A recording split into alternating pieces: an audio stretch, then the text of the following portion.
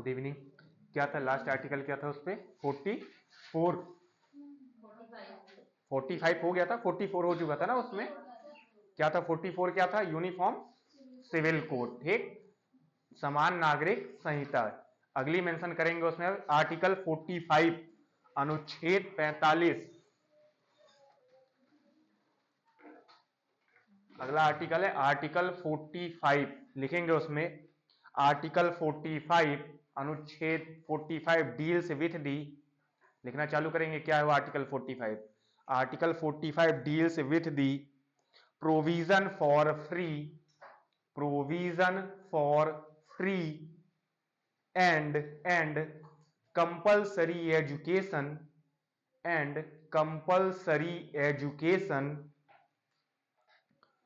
for children till the age of 14 years, Hindi में लिखेंगे उसमें 6 से 14 वर्ष के बच्चों को, 6 से 14 वर्ष के बच्चों को, अनुच्छेद 45 6 to 14 ईयर, 6 से 14 वर्ष के बच्चों को निःशुल्क एवं अनिवार्य शिक्षा प्रदान किया जाना, निःशुल्क एवं अनिवार्य शिक्षा प्रदान किया जाना, article 45।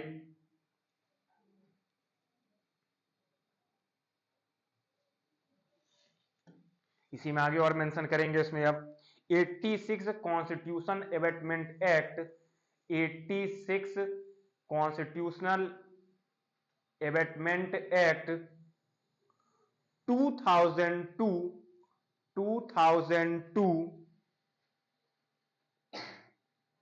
related to the right to education,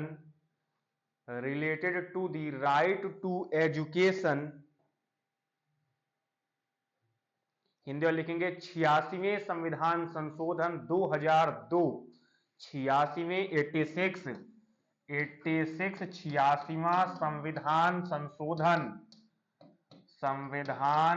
संशोधन 2002 का संबंध, संविधान संशोधन 2002 का संबंध शिक्षा से है, शिक्षा के अधिकार से है, शिक्षा के अधिकार से है। राइट टू एजुकेशन अंडरलाइन करेंगे इसके नीचे। 86 constitution amendment anti defection law किसके तहत था? एंटी डिफेक्शन लॉ कौन सा कॉन्स्टिट्यूशन अमेंडमेंट था? एंटी डिफेक्शन लॉ कहां पे पढ़ा था कल? पंचायती राज कौन सा कॉन्स्टिट्यूशन अमेंडमेंट था? नहीं, कॉन्स्टिट्यूशन अमेंडमेंट की मैं बात कर रहा हूं, और 12 तो है ही नहीं शेड्यूल, वो पहली बार पंचायती राज 50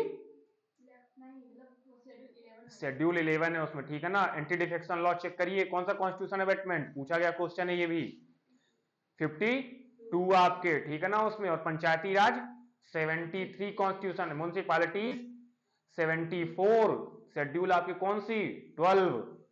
चलिए अगला मेंशन करिएगा आर्टिकल 46 अनुच्छेद 46,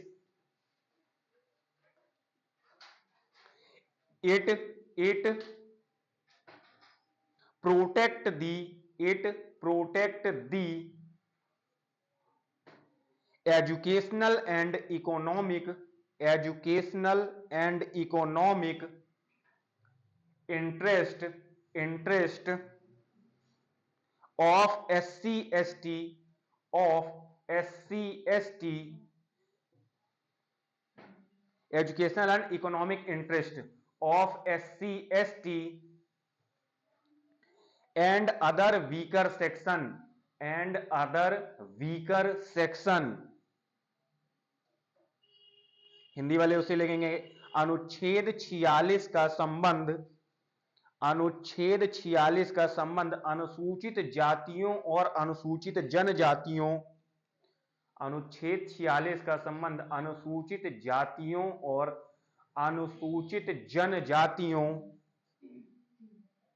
और अन्य दुर्बल वर्गों की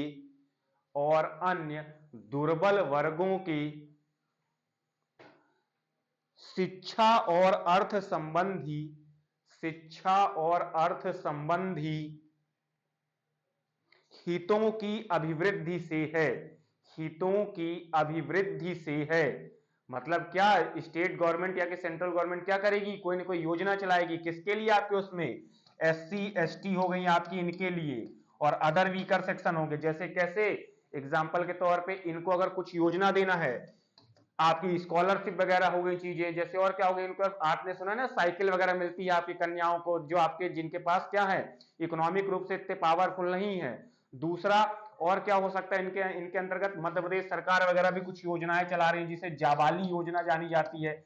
ऐसी कई सारी योजनाएं हैं आपकी जो क्या बताएंगी, SC ST वर्ग के एजुकेशन के लिए आपको कैसी है, उनको इंप्रूव करने के लिए बनाई जा रही है। लिखेंगे आर्टिकल 47, आर्टिकल 47 अनुच्छेद 47, आर्टिकल 47 लिखेंगे, आर्टिकल 47 अनुच्छेद 47 deals with the rise, RAISE, rise to the level of nutrition and standard of living and to improve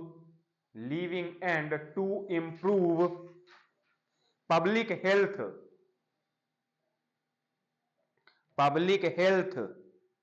Hindi वाले उसे मेंशन करेंगे, पोषण स्तर,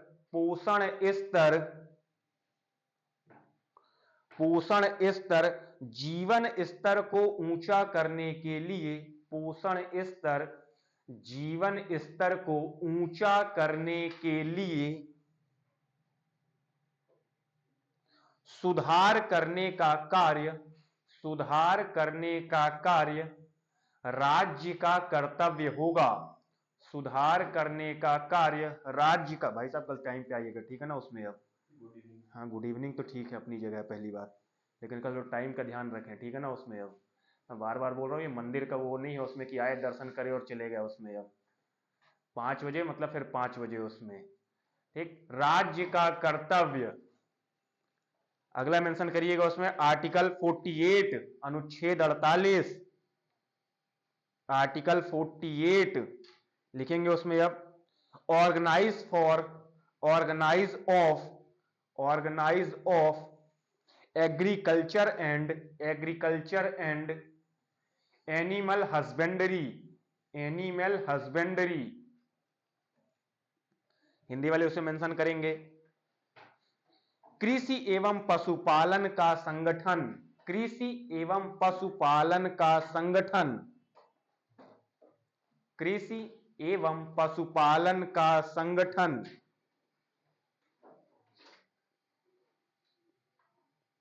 आर्टिकल 48A, अगला आर्टिकल मेंशन करेंगे, आर्टिकल 48A लिखेंगे उसमें, to improve and protecting environment and forest and wildlife, Hindi वाले अनुच्छेद and wildlife, environment, forest and wildlife, Hindi वाले उसे मेंशन करेंगे। अनुच्छेद 48A का संबंध पर्यावरण के संरक्षण, अनुच्छेद 48A का संबंध पर्यावरण के संरक्षण। हाँ भाई साहब आइए, दीजिए इनको ही प्रसाद उसाद दे दीजिए उसमें, अब कथा हो ही गई है। अब अनुच्छेद 48 का संबंध पर्यावरण के संरक्षण तथा संवर्धन और वन एवं वन्य जीवों की रक्षा से है, वन एवं वन्य जीवों की रक्षा से है, आर्टिकल 48A। अगला आर्टिकल मेंशन करिएगा, article 49। This article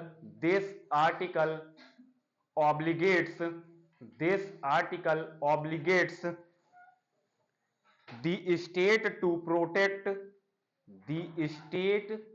protect monument, इमारतें, monument and place of national importance and place of national importance. This article obligate the state to protect monument and place of national importance. Hindi में लिखेंगे अनुच्छेद 49 का संबंध, अनुच्छेद 49 का संबंध राष्ट्रीय महत्व के स्मारकों, राष्ट्रीय महत्व के स्मारकों, स्थानों और वस्तुओं के संरक्षण से है, और वस्तुओं के संरक्षण से है। मतलब क्या, अनुच्छेद 49 ये कह रहा है कि आपकी जो स्टेट होगी वो आपकी राष्ट्रीय महत्व की जो इमारतें होंगी उनका क्या करेगी, आपके उनका संरक्षण करेगी। कैसे? एएसआई सुना है उसमें अब किसी ने? एएसआई होती है आपके उसमें, जिसे बोला जाता है आर्कियोलॉजी सर्वे ऑफ इंडिया, भारतीय पुरातत्व विभाग। उसमें अब इसी की मदद से क्या होगा, उन प्लेसेस को आपको क्या होगा, ऐसा नहीं हो कि आप वहां जाकर कुछ भी गंदगी करेंगे। देखा होगा उसमें अब कि अगर आप गंदगी फैलाएंगे तो जुर्माना लगेगा आपके उसमें। राज्य सरकार समय समय पर उसकी मेंटेनेंस करवाएगी उसमें। क्यों? इसलिए जरूरी है क्योंकि वे ऐतिहासिक है, उसमें उनका किसी ना किसी रूप में रोल रहा है आपके। जैसे एग्जाम्पल के तौर पर आपके लाल किला वगैरह हो गए, ऐसे है ना, ऐसी ऐतिहासिक इमारतों की राज्य सरकार रक्षा करेगी। और डीपीएसपी क्या हमें बताता है? डीपीएसपी यही बता रहा है कि राज्य सरकार क्या क्या काम करेगी। जैसे आपने इसके पहले आर्टिकल 48 आपका ए देखा, उसमें क्या लिखा 48 में? 40 किसका संरक्षण? पर्यावरण संरक्षण। पर्यावरण संरक्षण के लिए क्या करेगी? आपकी इन्वायरमेंट एक्ट बनाएगी, आपके वन्य जीव संरक्षण अधिनियम, वाइल्ड लाइफ प्रोटेक्शन एक्ट बनाएगी 1972। आपके ऐसे एक्ट कर करके क्या करेगी? इनका संरक्षण करेगी। सुना है ना आपने, नेशनल पार्क, आपकी सेंचुरी हो गई, आपकी वाइल्ड लाइफ हो गई, ये किसके अंतर्गत है? ये आपके क्या करेगी? राज्य सरकार इनके लिए काम करेगी। और 48 जो लिखा आपने, कृषि से रिलेटेड आपके कार्यों को करेगी, है ना। ये सब किसके कार्य हैं? राज्य सरकार के। अगला लिखेंगे आर्टिकल 50, अनुच्छेद 50। आर्टिकल 50 में लिखेंगे उसमें अब separation of judiciary, separation of judiciary, the state to protect, separation of judiciary, the state to protect. ST वाला या ईएसटी वाला? कौन सा? स्टेट, स्टेट, STATE वाला, स्टेट, राज्य वाला। हाँ क्या बोल रही मैम? पूरा बोलो, उसमें लिखेगा उसमें सेपरेशन ऑफ जुडिशरी फ्रॉम, हाँ, separation of judiciary from the executive. Mention करिए पूरा क्या क्या लिखा है उसमें, अगर पूरा मेंशन करिए, फिर आर्टिकल बोल रहा हूं, पूरा आर्टिकल बोल रहा हूं, ठीक है ना। एक बार में उसमें लिखिएगा separation of judiciary from the executive in the, from the executive in the public service of the state, executive in the public service of the state. लिख लिया? चलिए हिंदी वाले उसे मेंशन करिएगा। अनुच्छेद 50 का संबंध, अनुच्छेद 50 का संबंध कार्यपालिका और न्यायपालिका के, कार्यपालिका और न्यायपालिका के शक्तियों के पृथक्करण से है, शक्तियों के पृथक्करण से है। कहने का क्या मतलब, जो आपकी आपका एग्जीक्यूटिव होगी, थोड़ी देर में बताता हूं एग्जीक्यूटिव, और आपकी क्या होगी? जुडिशरी होगी। इनकी पावर कैसी कैसी अलग अलग होगी। भाई अपने यहां कैसी है? जुडिशरी इंडिपेंडेंट है। अगर जुडिशरी इंडिपेंडेंट नहीं होगी उसमें, तो आपके ये जो फंडामेंटल राइट्स वगैरह है, फंडामेंटल राइट्स का अगर वायलेशन हो रहा है तो वो किसके द्वारा? अगर मान लीजिए गवर्नमेंट के द्वारा कोई नियम या कानून बनाया गया और उससे क्या हुआ, आपके फंडामेंटल का वायलेशन हो गया उसमें, तो जब ये फंडामेंटल का वायलेशन होता है, आप कहां जाते हैं? सीधे कोर्ट जाते हैं आप, हाई कोर्ट या सुप्रीम कोर्ट। अगर इनकी आपकी पावर अलग अलग नहीं होगी उसमें अब, तो फिर जुडिशरी में जाने का मतलब क्या निकलेगा? भाई एग्जीक्यूटिव ने अगर कोई आपका कोई नियम कानून बना दिए उसमें, अब आपका उससे फंडामेंटल राइट्स का वायलेशन हो गया, तो आप किसकी शरण में जा रहे हैं? कोर्ट की शरण में जा रहे हैं। और जब कोर्ट की शरण में जा रहे हैं तो आर्टिकल 50 हमें क्या बोल रहा है, इनको आप सेपरेशन करिए, इनकी पावर को अलग अलग करिए। अगर पावर को एक ही कर देंगे, मतलब जुडिशरी अलग पावर में होगी और आपकी एग्जीक्यूटिव अलग पावर में होगी।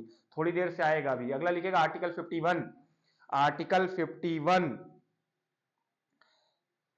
To promote international peace, to promote international peace and security, and security, Hindi वाले लिखेंगे उसमें अनुच्छेद 51, 51 अनुच्छेद 51 अंतरराष्ट्रीय शांति और सुरक्षा की, अंतरराष्ट्रीय शांति और सुरक्षा की अभिवृद्धि से संबंधित है, अभिवृद्धि से संबंधित है।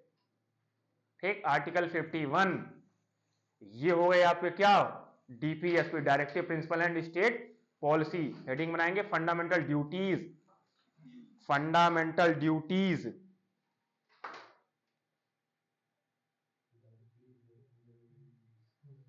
कहां से ली गई है फंडामेंटल ड्यूटीज, चलिए लिखिएगा उसमें, फंडामेंटल ड्यूटीज में लिखना चालू करिएगा उसमें। अब the fundamental duties in the Indian constitution, the fundamental duties in the Indian constitution as inspired by the, as inspired by the constitution of, constitution of you, फिर बोल रहा हूं उसमें, the fundamental duties in the Indian constitution as inspired by the, as inspired by the constitution of, constitution of USSR, रूस आपका, रसिया, USSR, तब उस दौरान पे आपका यूएसएसआर का आपका क्या हुआ था, विघटन नहीं हुआ था उसमें। ठीक, हिंदी वाले लिखेंगे मौलिक कर्तव्य, भारतीय संविधान में मूल कर्तव्य, भारतीय संविधान में मूल कर्तव्य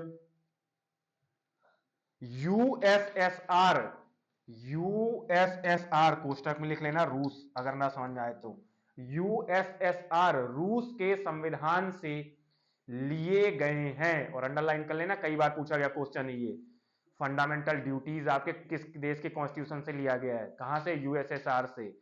अगली लाइन इसी में मेंशन करेंगे, the fundamental duties of the citizen, the fundamental duties of the citizen are in article 51A, article 51A,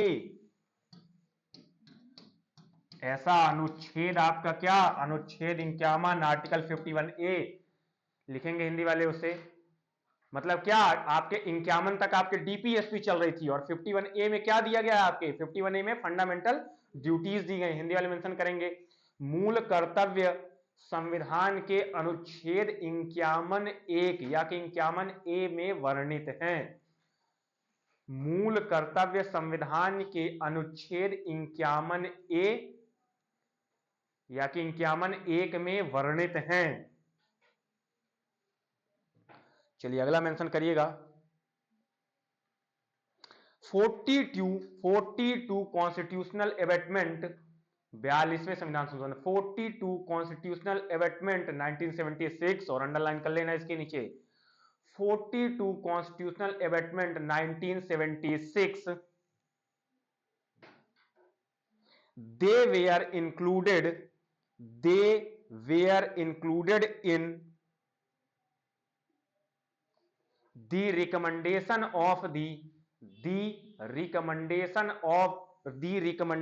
of the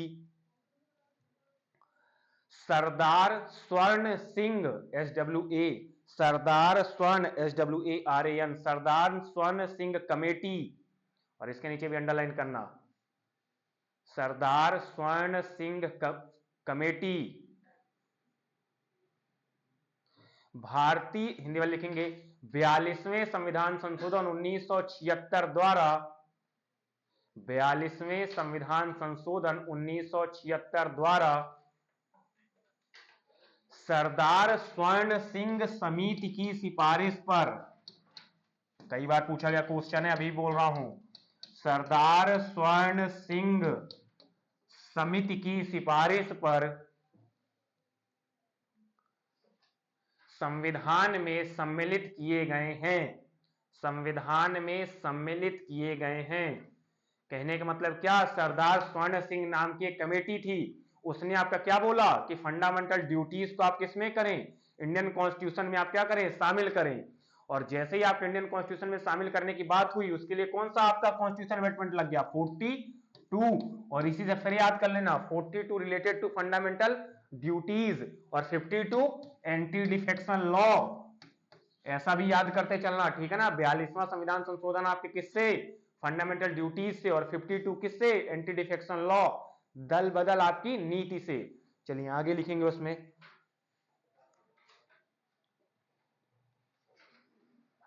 mention करेंगे उसमें fundamental duties, list of fundamental duties क्या क्या है इसमें फंडामेंटल ड्यूटीज में।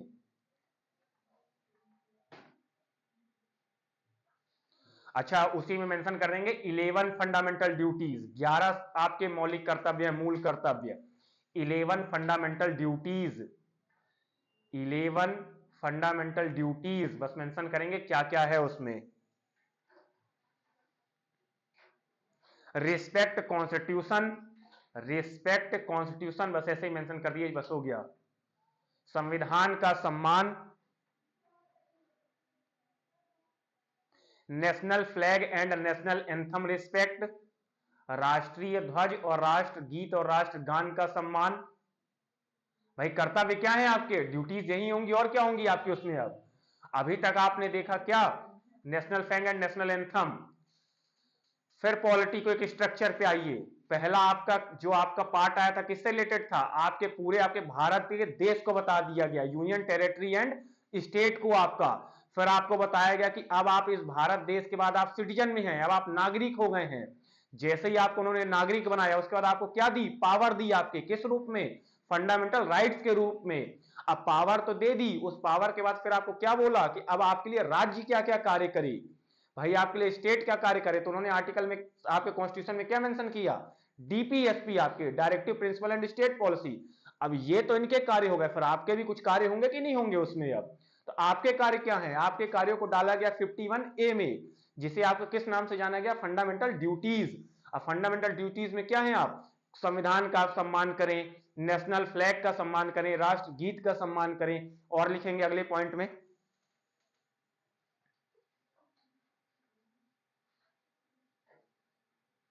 To cherish and to cherish, CHERISH, to cherish and follow the noble ideas, follow the noble ideas, sorry noble idols लिखिएगा, ideas नहीं, noble idols, noble idols which inspired our national struggle for freedom, national struggle for freedom, inspired our national struggle for freedom, Hindi में लिखें आजादी के लिए, देश की आजादी के लिए भाग लेने वाले क्रांतिकारियों का सम्मान करें, भाग लेने वाले क्रांतिकारियों का सम्मान करें। क्लियर भाई, उनका भी तो आप सम्मान करेंगे उसमें, तभी तो आप यहाँ पे आपके क्या हो रहे हैं, आपकी खुली सांस ले पा रहे हैं इसमें। अब तो अंग्रेज क्या कर रहे हैं, अंग्रेज कहीं ना कहीं अभी भी गुलाम बना रहे होते उसमें। अगला मेंशन करेंगे उसमें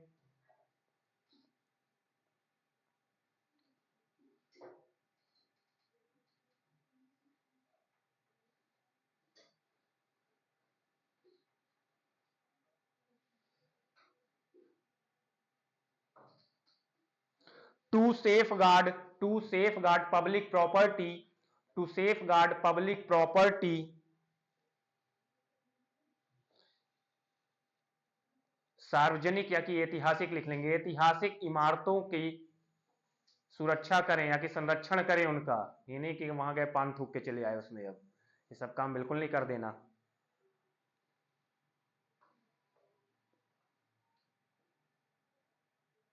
to uphold and protect, to uphold and protect unity and integrity of India, unity and integrity of India, Bharat की एकता और अखंडता को बनाए रखें, भारत की एकता और अखंडता को बनाए रखें।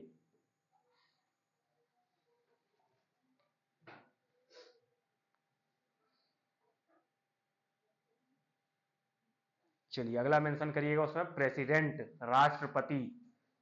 ऐसे कई सारे हैं उसमें, अब ठीक है ना, बस आप लोग के काम के लिए दो चीजें हैं उसमें, अब दो या तीन चीजें। लिया कहां गया है, लिया कहां से गया, यूएसएसआर से, ठीक। आर्टिकल कौन सा है, 51A आपका, और किस कमेटी की रिकमेंडेशन लगी थी, सरदार स्वर्ण सिंह कमेटी की।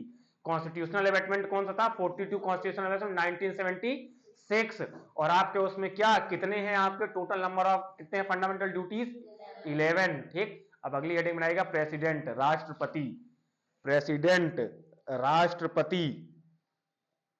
लिखना चालू करिएगा उसमें पार्ट फिफ्थ दी कॉन्स्टिट्यूशन, कोष्टक में लिख लीजिएगा आर्टिकल 52 टू 78, 52 आर्टिकल 52 टू 78, और आपका कौन सा ये हो गया, पार्ट आपके कौन सी हो गई अब उसमें, फिफ्थ आपकी, ठीक है ना। उसमें अब लिखिएगा, हाँ क्या लिखा, पार्ट फिफ्थ, कोष्टक में लिख लिया article 52 to 78, constitutional deals with the union executive,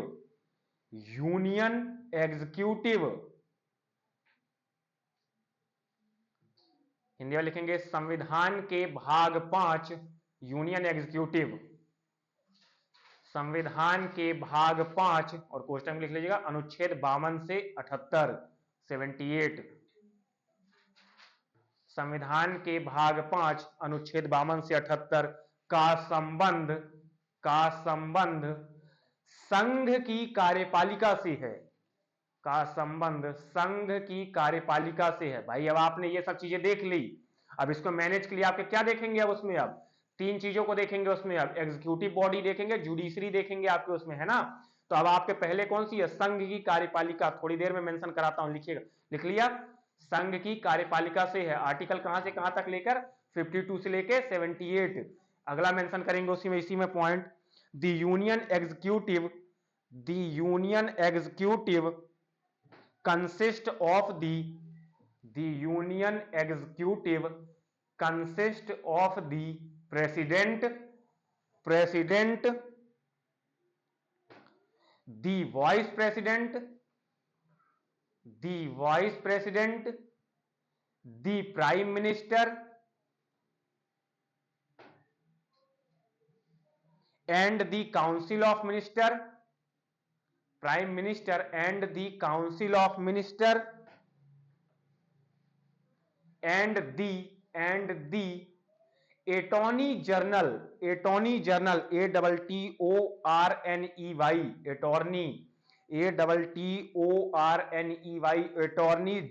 of India, general, GE वाला, GE, attorney general of India. Hindi में लिखेंगे कार्यपालिका में, संघ की कार्यपालिका में राष्ट्रपति, संघ की कार्यपालिका में राष्ट्रपति, मतलब इस आर्टिकल के बीच में आप क्या क्या पढ़ लेंगे, राष्ट्रपति, दूसरा लिखेंगे उपराष्ट्रपति, प्रधानमंत्री, मंत्रिपरिषद और महान्यायवादी, ये लिखा हुआ है महान्यायवादी, अटॉर्नी जनरल ऑफ इंडिया कहा जाता है, ये भी मेंशन कर लीजिएगा, महान्यायवादी, attorney general of India, question में लिख लीजिएगा, को सम्मिलित किया जाता है। क्लियर हो गई, कौन कौन आएगा उसमें, अब एग्जीक्यूटिव बॉडी में कौन कौन आ गया, प्रेसिडेंट हो गए और वाइस प्रेसिडेंट हो गए और पीएम प्राइम मिनिस्टर हो गए। फिर वही वाली बात, प्राइम मिनिस्टर की पोस्ट की बात नहीं हो रही है यहां पे, आगे मेंशन करेंगे लेकिन अभी भी कर दूं, प्राइम मिनिस्टर कौन बनेगा, प्राइम मिनिस्टर आपके जो होगा आपके सदन का नेता। जैसे मान लीजिए आपका क्या हुआ, फिर वही कहानी पे जाइए, 545 सीटें किसमें आपकी लोकसभा में। अब इसमें क्या होगा, इसमें जो भी पार्टी रूलिंग पार्टी जीतेगी, मेजोरिटी क्या 272 प्लस 1 की आपकी, जो भी इतनी सीटें जीतेगा ये सब आपके किस रूप में जा रहे हैं, ये बन रहे हैं क्या आपके लेकिन मेंबर ऑफ पार्लियामेंट, एमपी, सांसद बन रहे हैं। इनमें से किसी एक व्यक्ति का चुनाव हो जाएगा किस रूप में आपके, पीएम के रूप में उसमें, क्लियर। ऐसा और क्या, महान्यायवादी को एक्सप्लेन करता हूं थोड़ी देर से। चलिए अब लिखना चालू करिएगा उसमें। अब प्रेसिडेंट में लिख लिया, अब बना लीजिएगा प्रेसिडेंट हेडिंग, या कि लिखना चालू करिएगा, प्रेसिडेंट लिख ही लीजिए, हेडिंग बना लीजिए फिर से उसमें प्रेसिडेंट।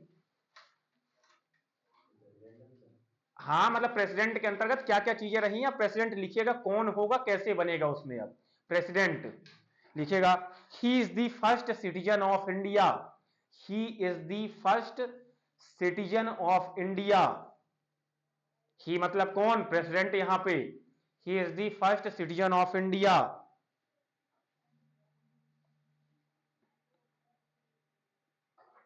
लिखेंगे उसमें हिंदी में लिखेंगे, वह भारत के प्रथम नागरिक होंगे। क्वेश्चन पूछा गया है कि फर्स्ट सिटीजन ऑफ इंडिया कौन है, अपने आप को मत टिक कर देना, आ जाए पता चले चीजों को लेके आई एम माई सेल्फ टिक करके चले आए उसमें। अब तो भाई पहले नागरिक तो हम ही बने, बाकी तो बाद में बनेंगे उसमें, बिल्कुल नहीं। भारत के प्रथम नागरिक कौन होंगे उसमें, अब आप प्रेसिडेंट होंगे, राष्ट्रपति, ठीक। He is the first citizen of India. लिखिएगा, the president is elected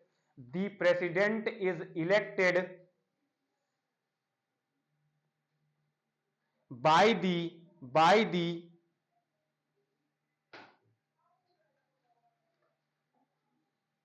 elected member of both the houses of parliament,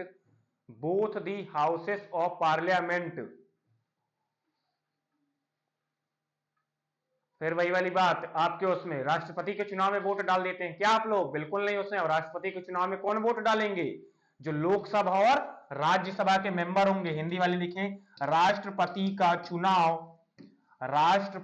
चुनाव लोकसभा और राज्यसभा के चयनित सदस्यों द्वारा किया जाता है, लोकसभा और राज्यसभा के चयनित सदस्यों द्वारा किया जाता है।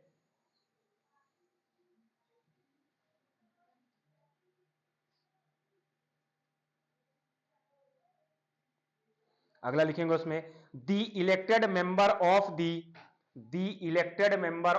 द, इसी के नीचे में, the elected member of the legislative assembly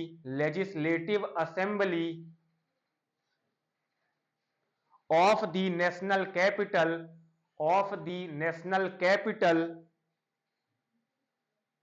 territory of Delhi and the union territory of Puducherry, Pondicherry, Puducherry. अगला लाइन मेंशन करेंगे, फिर हिंदी वाले को बोल रहा हूं, और मेंशन करेंगे, the elected member of the, अगली लाइन, द इलेक्टेड, पुडुचेरी लिख लिया, उसके आगे मेंशन करेगा, the elected member of the legislative assembly of the state,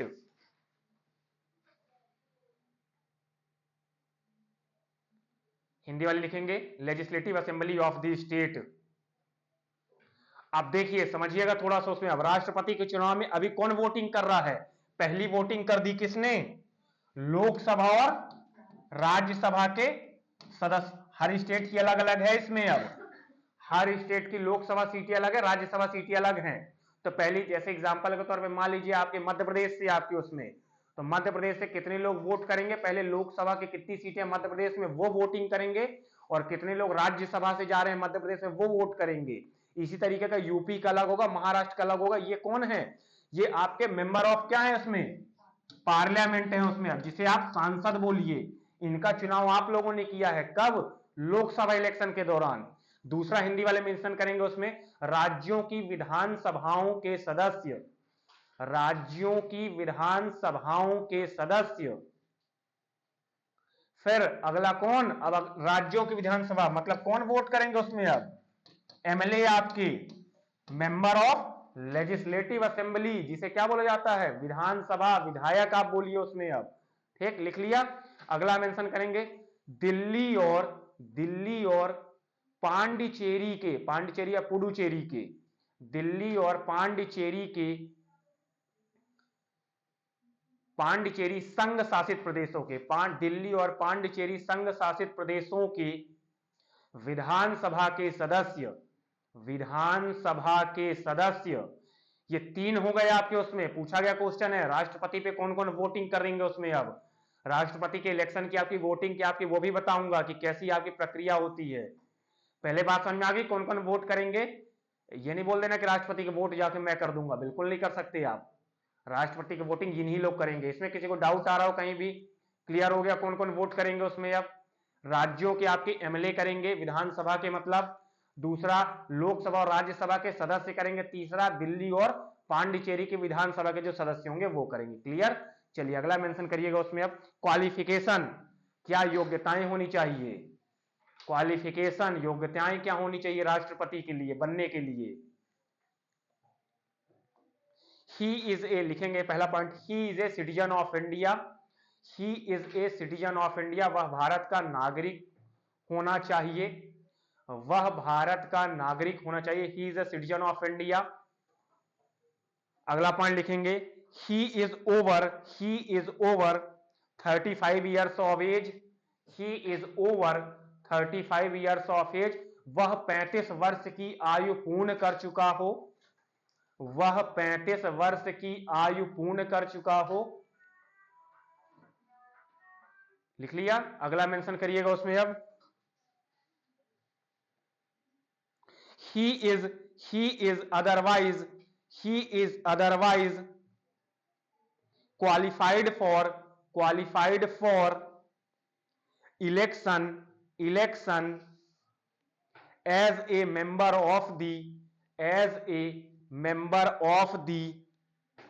he is otherwise qualified for election as a member of the Lok Sabha mention करेंगे उसमें, वह लोकसभा के सदस्य, वह लोकसभा का सदस्य बनने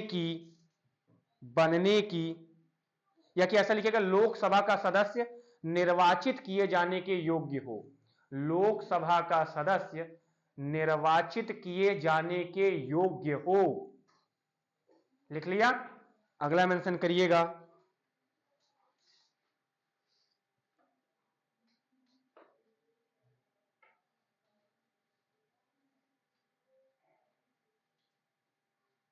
he must not hold any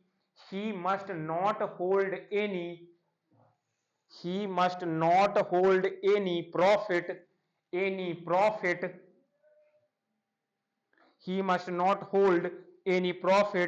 under the government of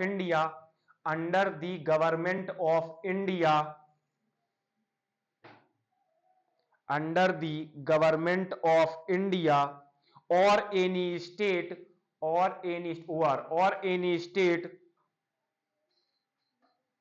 Hindi वाले विषय लिखेंगे उसमें। अब चुनाव के समय लाभ का पद धारण नहीं करता हो, लाभ का पद धारण नहीं करता हो। कहने का क्या मतलब हो गया, वैसा नहीं है कि राष्ट्रपति को चुनाव लड़ रहे हैं उधर तरफ आईएएस की सैलरी भी उठा ले रहे हैं, बिल्कुल नहीं। वो आपके लाभ के पद पर नहीं होना चाहिए, वो किसी प्रकार का लाभ नहीं ले रहा हो किसी भी एंगल से उसमें, मतलब समझ में आ रही है, सरकारी सेवाओं में वो ना हो आपके उसमें। ठीक, चलिए अगली लाइन में, क्लियर हो गई। क्या क्या योग्यताएं, क्वालिफिकेशन क्या क्या है। जनरली आपसे एक मेजर रूप में पूछेगा एज का, कंफ्यूज बिल्कुल नहीं होना उसमें। अब एज के सबसे ज्यादा कंफ्यूजन होती है 25 ईयर्स, 30 ईयर और 35 ईयर्स में, तो बिल्कुल कंफ्यूज नहीं होना। राष्ट्रपति के लिए कितनी योग्यता चाहिए, 35 वर्ष की, ठीक है ना। 34 वर्ष के अगर आप हैं तो बिल्कुल नहीं बन पाएंगे, 35 वर्ष की योग्यता कंपलसरी और भारत का नागरिक होना चाहिए। अगली लाइन मेंशन करेंगे उसमें।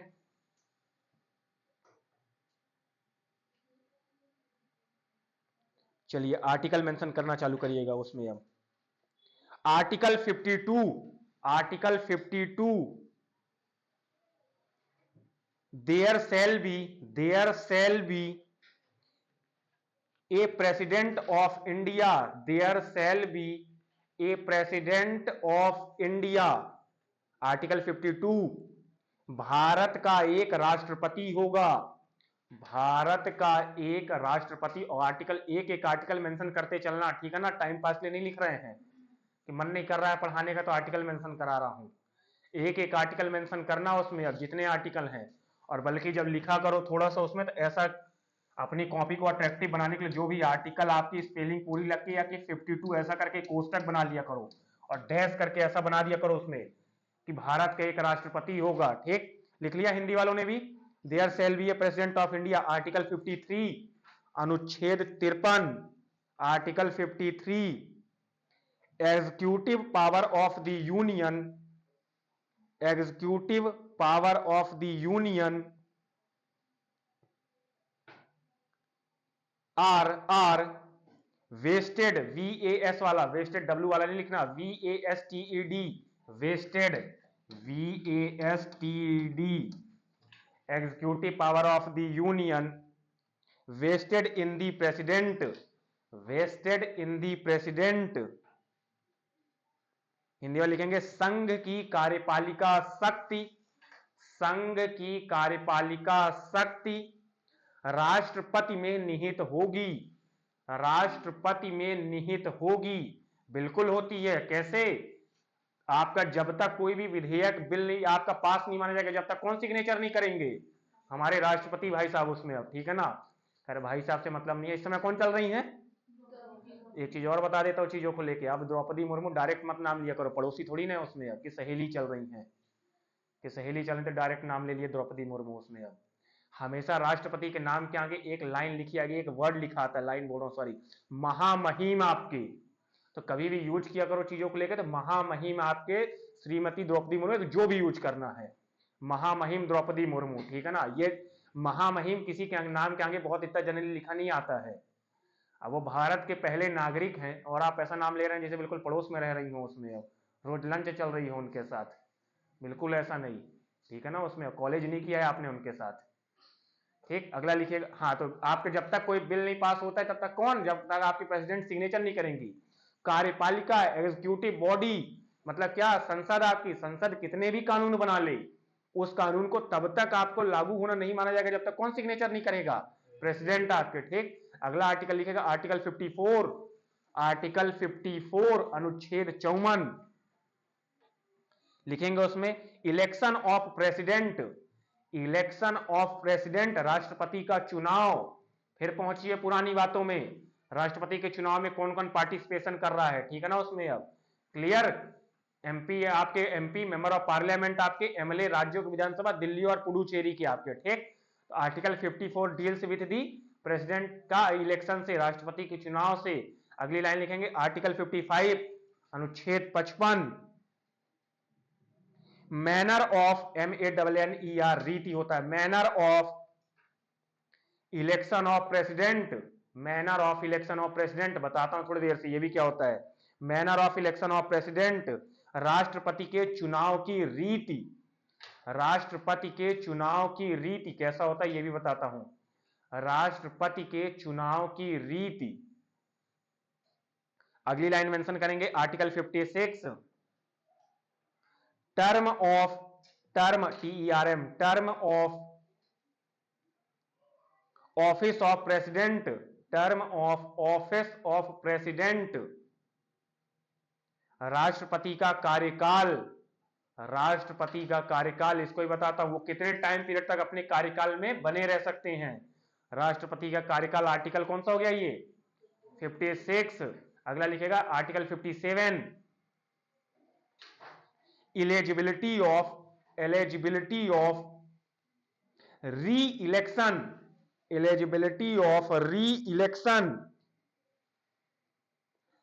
हिंदी में लिखेंगे पुनः चुनाव के लिए पात्रता, पुनः चुनाव के लिए पात्रता मतलब क्या, एक कार्यकाल पूरा कर लिए हैं, अब री इलेक्शन दोबारा भी अगर उनको राष्ट्रपति बनना हो उसमें, ठीक है ना, तो री इलेक्शन आपका होगा, पुनः चुनाव के लिए पात्रता। अगली लाइन मेंशन करेंगे आर्टिकल 58 अनुच्छेद 58, आर्टिकल 58 लिखेंगे उसमें राष्ट्रपति qualification for election as president, qualification for election of president, राष्ट्रपति चुनाव के लिए योग्यताएं, या कि राष्ट्रपति पद के लिए, राष्ट्रपति पद के लिए योग्यताएं। अभी आपने थोड़ी देर पहले क्वालिफिकेशन लिख ली है, क्या क्या योग्यताएं होनी चाहिए, ठीक है ना। अगला लिखेंगे उसमें अब article 59, article 59 condition of president office, condition of president office, राष्ट्रपति पद की शर्तें, राष्ट्रपति पद की शर्तें, बिल्कुल परेशान ना हो, थोड़ी देर सब एक्सप्लेन कर रहा हूं एक आर्टिकल, राष्ट्रपति पद की शर्तें। अगला आर्टिकल लिखेंगे आर्टिकल 59, 59 हो गया क्या 60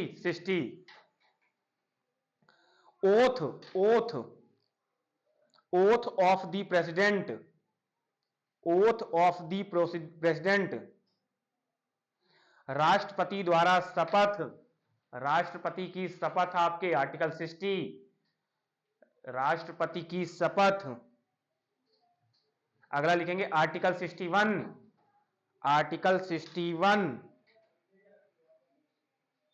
लिखेंगे उसमें procedure for impeachment of the president, procedure for impeachment, spelling बोल रहा हूं IMPEACH, impeachment of the president, Hindi वाले लिखेंगे राष्ट्रपति पर महाभियोग चलाने की प्रक्रिया, राष्ट्रपति पर महाभियोग चलाने की प्रक्रिया। इस प्रक्रिया द्वारा राष्ट्रपति क्या होंगे, अपने पद से हटा दिए जाएंगे उसमें। अब राष्ट्रपति पर महाभियोग चलाने की प्रक्रिया लिख लिए।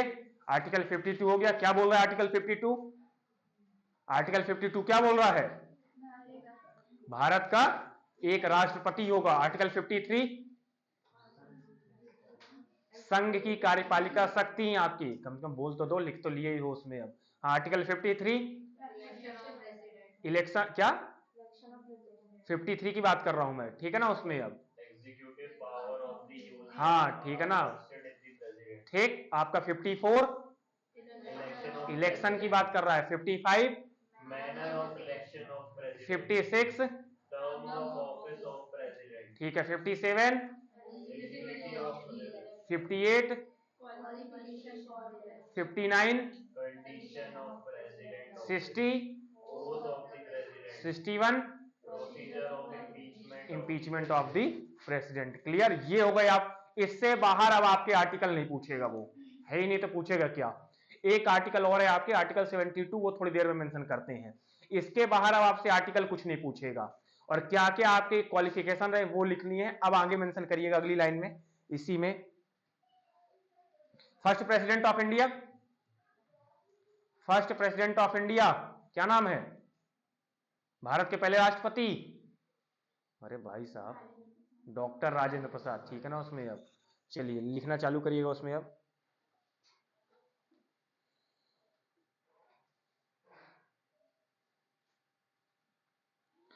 Manner of election, manner of election किस आर्टिकल के तहत है वो कोष्टक में अब मेंशन करना अपने से। मैनर ऑफ इलेक्शन, चुनाव की रीति, राष्ट्रपति चुनाव की रीति, कौन सा आर्टिकल मेंशन कर लेना कोष्टक में वहीं पे। मैनर ऑफ इलेक्शन लिखना चालू करिएगा। The election of the president, the चुनाव की रीति। अब राष्ट्रपति का चुनाव कैसे होगा? The election of the president is held in is held in accordance with the system of proportional representation underline करना है इसके नीचे, proportional representation by means of the single transferable vote, और इसके नीचे मेंशन करना सिंगल ट्रांसफरेबल वोट, एक्सप्लेन कर रहा हूं बस, सिंगल ट्रांसफरेबल वोट, VOTE वाला वोट हिंदी वाले मेंशन करेंगे। राष्ट्रपति का चुनाव आनुपातिक प्रतिनिधित्व प्रणाली, राष्ट्रपति का चुनाव आनुपातिक प्रतिनिधित्व प्रणाली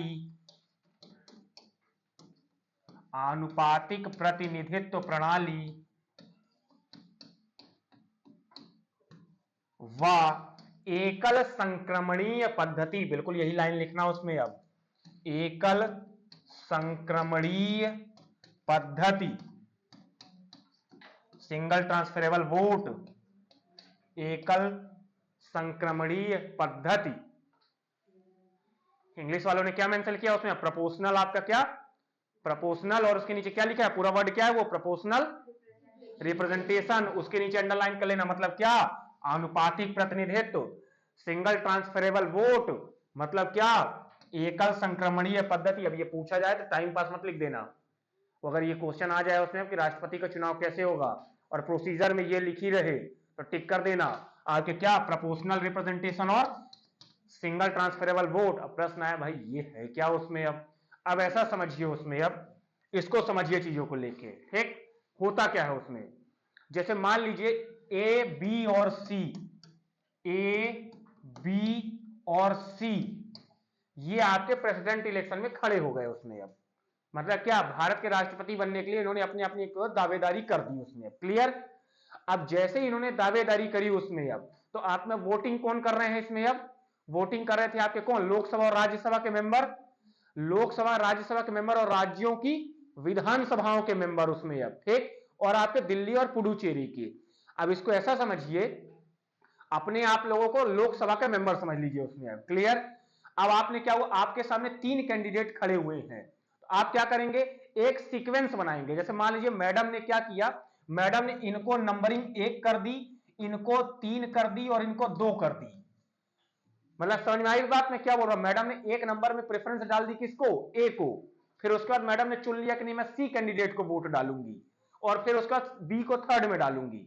अब इन मैडम ने क्या किया उसमें, अब इन्होंने इसको कर दिया नंबर 3 में, और इसको कर दिया 1 में, और इसको कर दिया आपके 2 में, मतलब मैडम की प्रेफरेंस चली गई कहां, बी कैंडिडेट में, फिर मैडम ने चुना किसके बाद, सी को चुना, फिर ए को चुना। ऐसे ही किसी ने क्या किया, किसी ने फर्स्ट इसे चुन लिया आपका, और सेकंड इसे चुन लिया, 3rd इसे चुन लिया। तो जैसे ही आपकी प्रेफरेंसेस होगी, जो प्रेफरेंस में टॉप पे निकल जाएगा चुनने में, वो क्या कर जाएगा, वो इलेक्शन जीत जाएगा। बात समझ आई मैंने क्या बोला, सिंपल टर्म में, और प्रोसीजर है उसमें, लेकिन लेंथ में अब लंबी जाने की जरूरत नहीं है। क्या बोला मैंने, समझ में आया। आप लोगों ने क्या कर दिया, आप लोग, भाई सबकी वोटिंग अलग अलग हो सकती है ना, इन्होंने मान लीजिए ए को पहले रख दिया, उन्होंने सी को पहले रख दिया था, उन्होंने आपके बी को पहले रख दिया, लेकिन क्या होगा, जो आपके नंबर ऑफ सबके कॉम्बिनेशन में आपके जो अपर पे ऊपर में होगा, जिसको सबसे ज्यादा लोगों ने चुना होगा, वो क्या हो जाएगा, वो चुनाव जीत जाएगा और राष्ट्रपति बन जाएगा। सिंपल प्रोसेस यही है, बाकी फिर बहुत लेंथ में जाएंगे तो और प्रोसेस है, बाकी प्रोसेस यही है। क्लियर, क्लियर हो गई। चलिए अगली लाइन मेंशन करिएगा उसमें, अब impeachment of the president, impeachment of the president, राष्ट्रपति पर महाभियोग, article 61,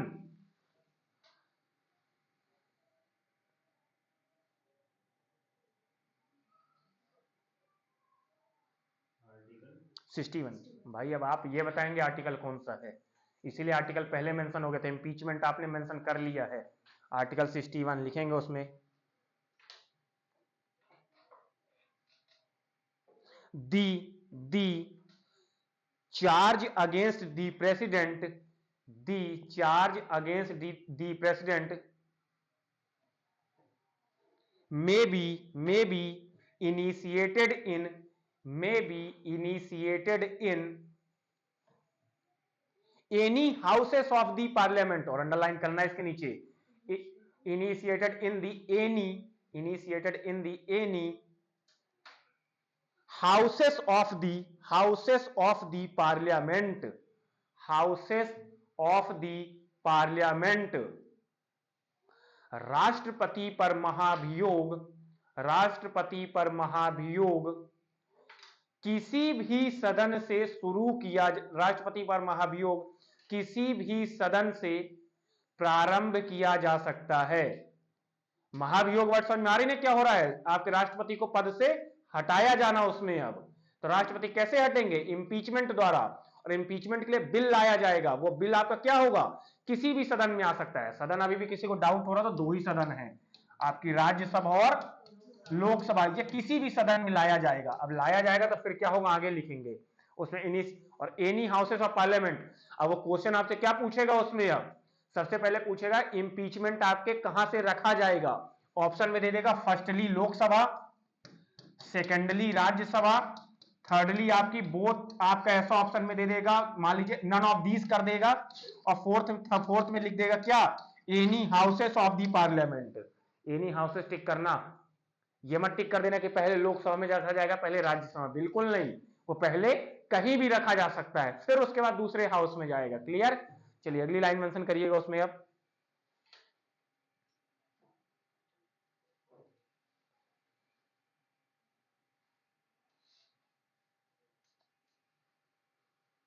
the notice for moving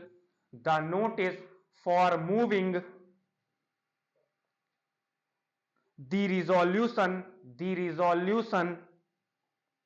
must be signed by not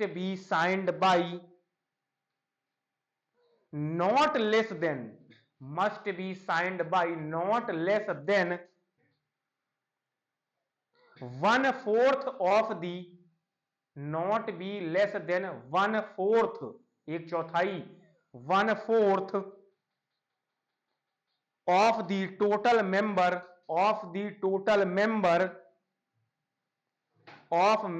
in the houses,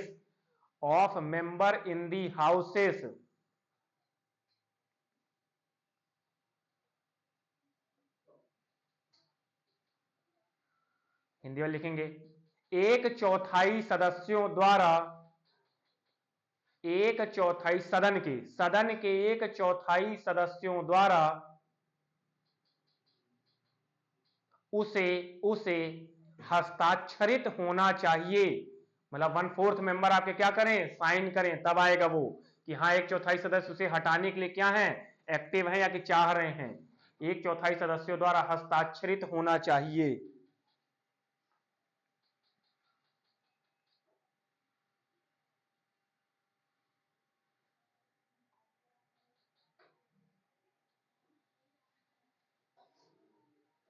ठीक है, इतने में आपका काम हो जाए।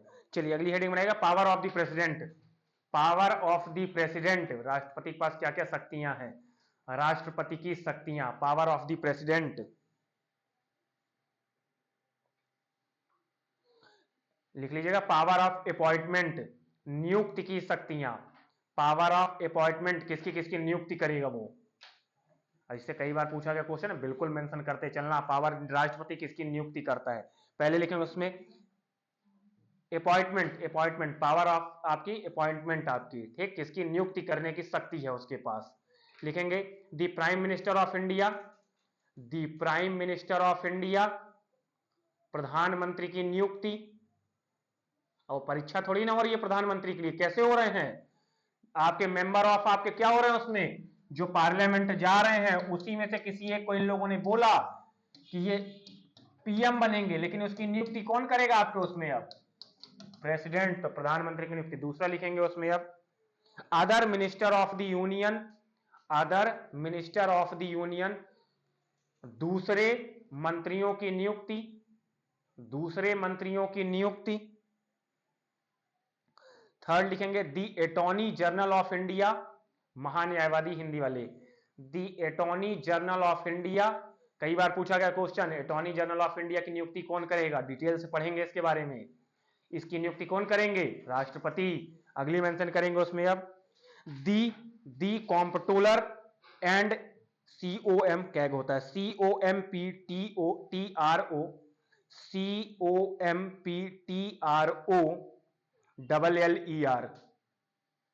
And auditor general of India, Hindi वाले लिख लें महालेखा एवं नियंत्रक परीक्षक, महालेखा एवं नियंत्रक परीक्षक कैग भी पढ़ेंगे उसमें। अब कोष्टक में इसको कैग मेंशन कर लेना, CAG कैग का फुल फॉर्म पूछ ले, पता चले। अगला लिखेंगे उसमें दी जजेस of the supreme court, supreme court के न्यायाधीशों की नियुक्ति, दी जजेस of the supreme court, supreme court के न्यायाधीशों की नियुक्ति। अगली किसकी नियुक्ति करेगा वो लिखेंगे दी जजेस of the high court, the जजेस of the high court of the state, the जजेस of the high court of state, राज्य के न्यायालय के न्यायाधीशों की नियुक्ति, उच्च न्यायालय के आगे कर दीजिएगा, उच्च न्यायालय के न्यायाधीशों की नियुक्ति। अगला लिखेंगे किसकी नियुक्ति और करेगा the governor of state, the governor of state, राज्य के राज्यपाल की नियुक्ति, राज्य के राज्यपाल की नियुक्ति।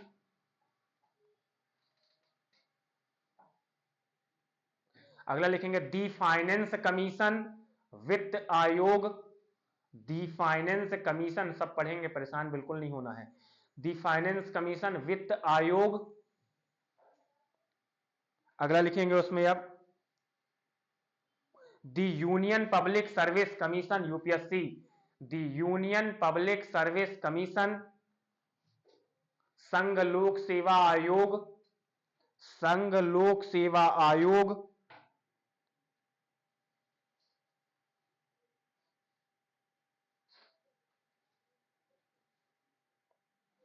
चलिए अगला, अगली पावर में लिखिएगा उसमें अब, ये हो गई आपकी पावर की, किसकी हो गई? आपकी नियुक्ति, आपकी अपॉइंटमेंट हो गई। अगली पावर का नाम लिखेगा nominating member of to the houses, nominating member to the houses, सदस्यों को मनोनीत करना, सदन में सदस्यों को मनोनीत करना, नॉमिनेटेड लिख लीजिए पहले, उसमें नॉमिनेटेड लिखेंगे उसमें अब प्रेसिडेंट हैज nominated 12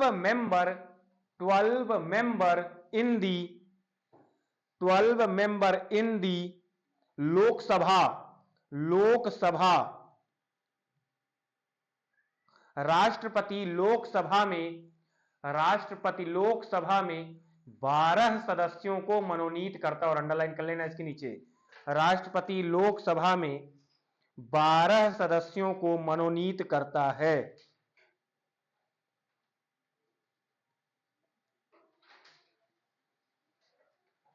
चलिए हेडिंग बनाइएगा उसमें अब टाइप्स ऑफ, या कि वीटो पावर लिखिएगा, वीटो VETO, अगली पावर का नाम लिखिएगा veto, VETO, veto power, veto power. अब ये क्या है? राष्ट्रपति के पास आपके जब भी कोई बिल जाएगा उसमें, अब अभी इसको समझिए फिर इसको टाइप्स बता के एक्सप्लेन करता हूं। अब क्या हुआ, फिर वही कहानी, लोकसभा और राज्यसभा ने क्या किया, कोई बिल पास किया, पास करने के बाद सिग्नेचर करने के लिए किसके पास भेज दिया? प्रेसिडेंट के पास। अब प्रेसिडेंट के पास वीटो होगी, वीटो एक ऐसी पावर होती है जिसमें राष्ट्रपति क्या करेगा, या कि इस बिल में क्या करेगा, वो साइन कर दे, दूसरा उसे अपने पास रोक ले, और ये नहीं बताएगा कितने समय के लिए रोक ले, बता ही नहीं रहे, रोके हुए। तीसरा संसद को, आपके किसको, इनको फिर से भेज दे कि आप अपने बिल में ये सुधार करके फिर से मेरे पास भेजिए, तब मैं सिग्नेचर करूंगा। समझ में आ रही बात? क्या क्या करेगा उसमें वो, या कि साइन कर दे, या कि उसको पुनर्विचार के लिए भेज दे, या कि अनिश्चित समय के लिए अपने पास रख ले उसमें। अब ठीक, तो यही है veto power. Veto power clear हो गई। बिल जा रहा है, राष्ट्रपति के पास इतनी शक्ति है कि वो बिल को क्या कर सकता है, ये प्रोसीजर में कर सकता है। अब लिखिएगा types of veto, types of veto. First लिखेंगे absolute veto, ABSOLUTE, absolute veto. अगला लिखेंगे क्वालिफाइड वीटो, क्वालिफाइड वीटो। अगली लिखेंगे उसमें पॉकेट वीटो, जेब वाली pocket veto, pocket veto. Hindi वाले लिखेंगे उस सब, हिंदी वाले मेंशन करेंगे उसे।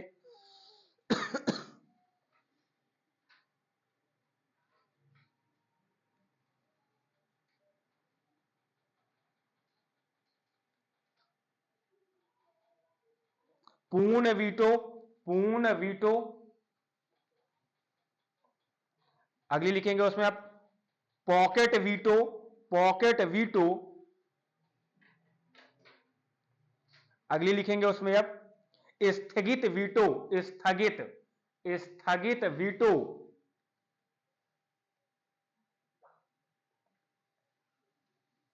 इंग्लिश वालों ने क्या क्या लिखा है उसमें? एब्सोल्यूट लिखा है और क्वालिफाइड लिखा है और कौन सी लिखी है?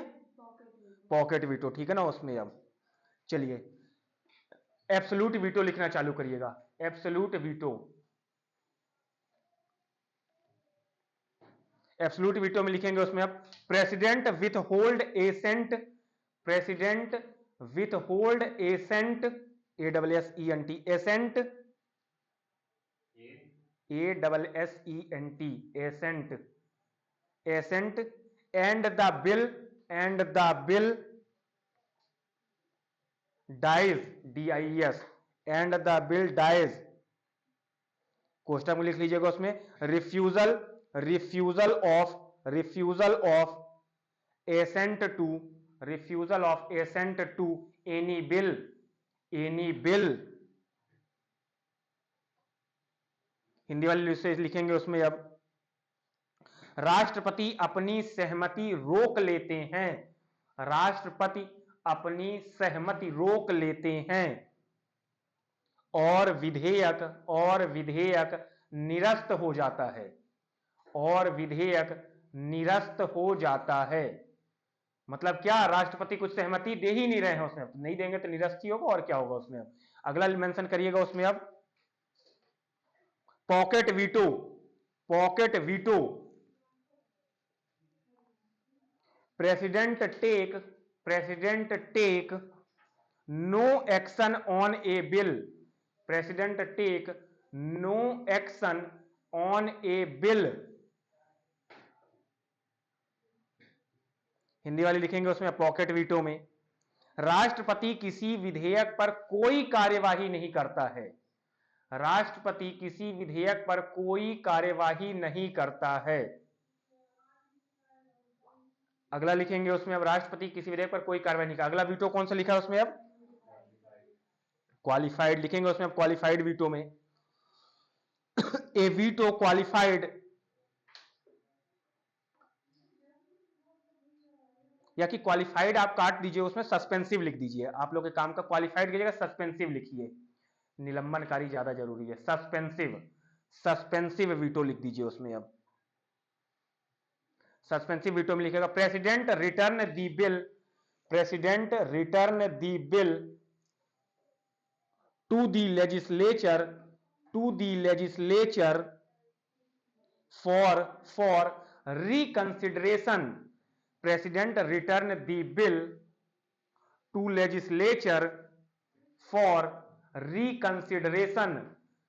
हिंदी में लिखें राष्ट्रपति किसी विधेयक को, राष्ट्रपति किसी विधेयक को पुनर्विचार के लिए, पुनर्विचार के लिए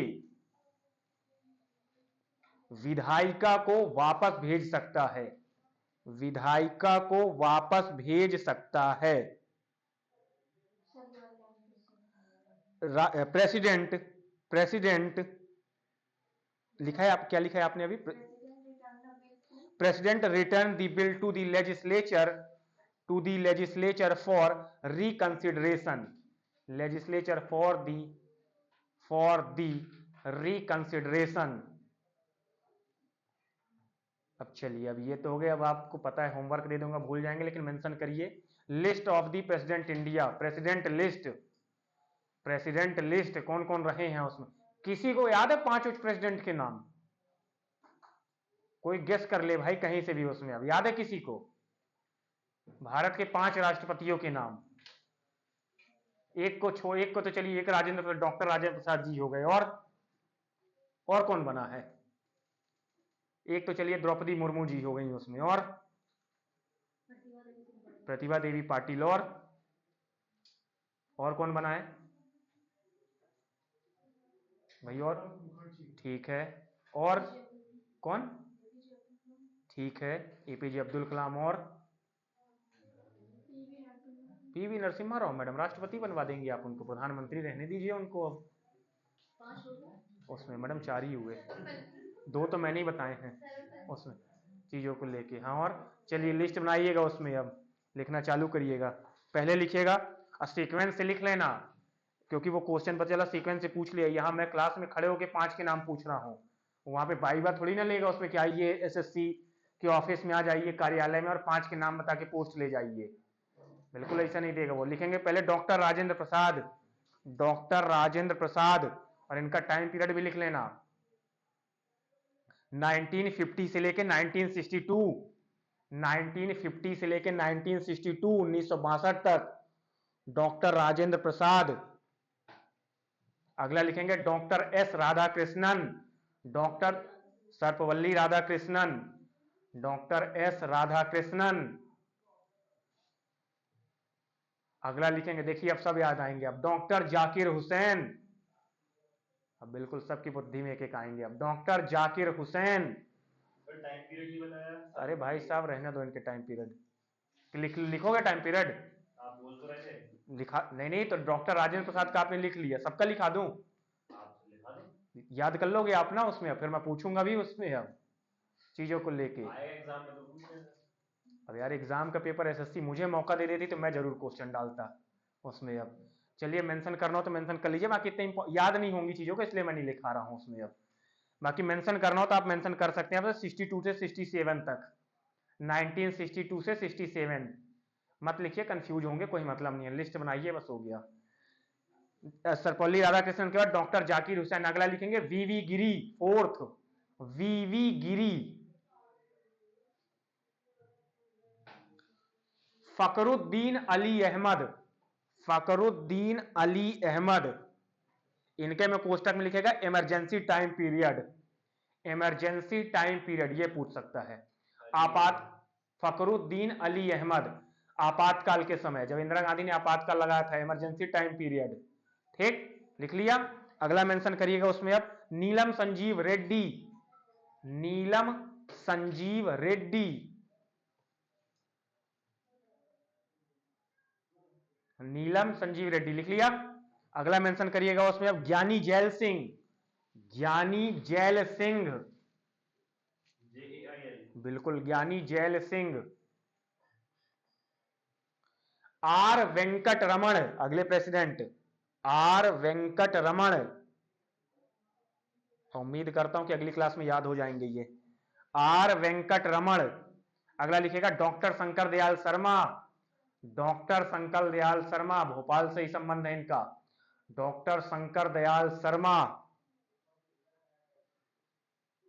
अगला लिखेंगे के आर नारायणन, के आर नारायणन। अगला लिखेंगे डॉक्टर एपीजे अब्दुल कलाम, क्या full form? Doctor APJ Abdul Kalam, क्या फुल फॉर्म है इनका? क्या क्या क्या क्या क्या? हाँ, ए से, हाँ परकिंजे नाथ। अरे मैडम हिंदू हिंदू बना के छोड़ देंगे क्या इन्हें यार? माना ठीक है ये गीता पढ़ते थे उसमें। हाँ, पी से, क्या है इसका? अबुल पाकिर जैनुलाब्दीन अब्दुल कलाम, ठीक है ना? उसमें एपीजे लिख लीजिए, एपीजे अब्दुल कलाम। कौन सी आपकी पुस्तक है इनकी? एक बड़ी फेमस पुस्तक है उसमें, अब कौन सी? चलिए आगे बढ़ जाइए। खैर स्टूडेंट के लिए वो पुस्तक जरूरी होती है, लेकिन नहीं पढ़ा तो और अच्छी बात है। फिर अब अगली लिखिएगा उसमें अब प्रतिभा देवी सिंह पाटिल, प्रतिभा देवी सिंह पाटिल। उसके बाद प्रणब मुखर्जी, प्रणब मुखर्जी। फिर उसके बाद भाई कुछ तो बताओ कम से कम उसके बाद अब चीजों को लेके। अब तो लेटेस्ट में लाके छोड़ दिया मैंने उसमें। उसके बाद प्रणब मुखर्जी के बाद कौन बने हैं उसमें? अब तो मैंने लेटेस्ट में लाके छोड़ दिया, जंजी तक ला दी है मैंने उसमें चीजें। अब मनमोहन सिंह, कौन बोल रहा है मनमोहन सिंह? अरे नहीं मैडम, ऐसा नहीं है कि प्रेसिडेंट को आप पीएम को सबके मिक्स कर देंगी उसमें। और सोचें जब तक सोचें उसमें अब। हाँ, और तब तक मैं थोड़ा सा कल की क्लास का शेड्यूल देख लूं उसमें, अब कल क्या कराना है। हाँ, और लिख लीजिएगा, ना पता होगा मुझे पता था। रामनाथ कोविंद, सुना है नाम? रामनाथ कोविंद अगले प्रेसिडेंट प्रणब मुखर्जी के बाद। गोविंद या कोविंद, KOVIND, कोविंद, रामनाथ कोविंद। हाँ भाई, अब अगले का तो बता दो कम से कम अब। हाँ बस, द्रौपदी मुर्मू जी, द्रौपदी मुर्मू। क्लियर? ये हो गए आपके प्रेसिडेंट। कल की क्लास में आपके वाइस प्रेसिडेंट चलेंगे और राष्ट्रपति के कुछ और पावर हैं। राष्ट्रपति के पास एक पावर होती है आपकी, क्षमादान की शक्ति। मतलब राष्ट्रपति किसी भी सजा को आपको क्या कर सकता है? पैराडॉन कर सकता है, क्षमा कर सकता है। उसमें वो कल की क्लास में कराऊंगा कि कब कब राष्ट्रपति किसी पोस्ट को, मतलब सॉरी, किसी आपके सजा को कम कर सकता है। ठीक, चलिए ठीक है, अब मेरी बारी उसमें। अब चलिए बता ही दीजिए, काम करिए, आर्टिकल 36 से उठा के आपका 44 तक बता दीजिए, बस हो गया। और बिल्कुल कोरस में बिल्कुल नहीं बोलना, कोरस में बिल्कुल नहीं गुनगुनाना उसमें। अब कि जो एक याद करके नहीं आता। चलिए 40 से, हाँ भाई साहब, क्या है आर्टिकल 40? क्या है, क्या है आर्टिकल 40? क्या है? कहाँ थे कल रात में? पढ़ा था मैंने, सही बता रहा हूँ सर, भूल गए यहाँ पे। अरे ऐसी कौन सी विद्या जो समय आने में भूल जाए? पढ़ा तो था मैंने। पढ़ा था आपने? कास्ट वास्ट को लेकर तो नहीं है? अरे नहीं भाई, तुक्का थोड़ी ना लगाना उसमें, ये कि चल रहा है तुक्का उसमें। अब एक आध पॉइंट दे दो सर। कि ये चल रहा हो कि न्यू मार्केट में सेल 200 की लगी है, 500 की, तो आप मुझे यहाँ तुक्का मार रहे हैं उसमें। अब बिल्कुल नहीं उसमें। हाँ, आर्टिकल 40 क्या है? पंचायती राज। आर्टिकल 43, आर्टिकल 43 कितने घंटे पढ़ा था आपने कल? सही से बता दो, ईमानदारी से। कल नहीं पढ़ा, आज पढ़ा था 15 मिनट। 15 मिनट के यार चीजों को लेकर आप पॉलिटी खत्म कर रहे हो यार उसमें। अब कैसे काम होगा? हाँ, कैसे काम चलेगा उसमें? बाकी के टाइम में क्या कर, जिम कर रहे थे? जिम जिम में कर रहा था, फिर रील देख रहा था। रील्स देख रहे थे आप उसमें? अरे गजब, कितने घंटे? स्क्रीन टाइम क्या है आपकी? 45 देखनी पड़ेगी। नहीं, स्क्रीन टाइम आप देखिएगा उसमें, अब चीजों को लेके आ जाती है उसमें। अब हाँ, मुझे लगता है स्क्रीन टाइम सब 3-4 घंटे तो रही होगी समथिंग, ज्यादा ही रही। ज्यादा ही रही होगी उसमें। अब आप सोच लीजिए फिर उसमें। अब फॉर्म तो भरेंगे ना एग्जाम का जब भी आएगा, मुझे लग रहा तभी आके यहाँ समय बैठ रहे होंगे उसमें। अब भर दिया है किसका? तो कैसे निकलेगा यूपी पुलिस? अब नहीं नहीं, अरे भाई आने से क्या हो रहा चीजों को लेके? 15 मिनट में पेपर में निकल जाएगा यूपी पुलिस, तो ये इससे निकल जाएगा? नहीं, मुझे तो नहीं लग रहा है, क्योंकि अगर आप 15 मिनट समय देंगे तो बिल्कुल नहीं निकलेगा, विश्वास करिए।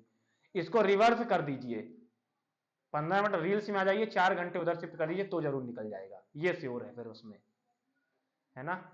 चलिए ठीक है, अगली क्लास आपकी पढ़िए थोड़ा सा। अब इतने आर्टिकल मेंशन हो रहे हैं और जैसे जैसे आएगा आर्टिकल बढ़ते ही चले जाएंगे।